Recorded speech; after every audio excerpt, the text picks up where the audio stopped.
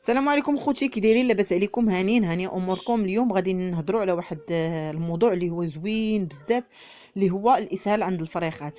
هو ماشي غير هاد الدواء هذا، ماشي غير الاسهال، يعني حتى العرق الازرق، الفريخ اللي كيكون فيه العرق الازرق حتى هو. وغنهضروا عليه في موضوع واحد اخر. دابا هو الموضوع ديالنا هو الاسهال. الاسهال مين يكون عند الفريخ ديالنا، يعني نعطيوه حتى المواد الطبيعيه، الثومه، الخل، التفاح، ولكن هاد الدواء هذا هو اللي زوين مع هاد البرد.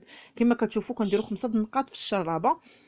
هاد التريتمون هادي كتعطى 5 ايام متابعه.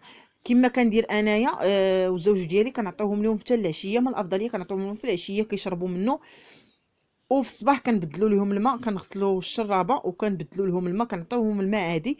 عاوتاني من موراها كنعطيوهم هاد فلاجيل اللي هو رخيص، الثمن ديالو رخيص، وهو اونتيبيوتيك كيتعطى للدراري، ولكن حتى الفريخات خطير لهم الاسهال. زوين كيجمع لهم الكريشه ديالهم وما كيمرضهمش. وكما قلت لكم الثمن ديالو رخيص، والتريتمون هذه كتعطى 5 ايام متابعه، يعني في نفس الطريقه. من موراها تعطيوهم بكتيريا نافعه. نهضروا على بكتيريا نافعه في الموضوع الجاي ان شاء الله باذن الله.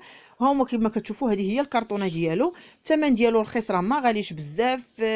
جو بونس 660 ريال، هذا هو الثمن ديالو.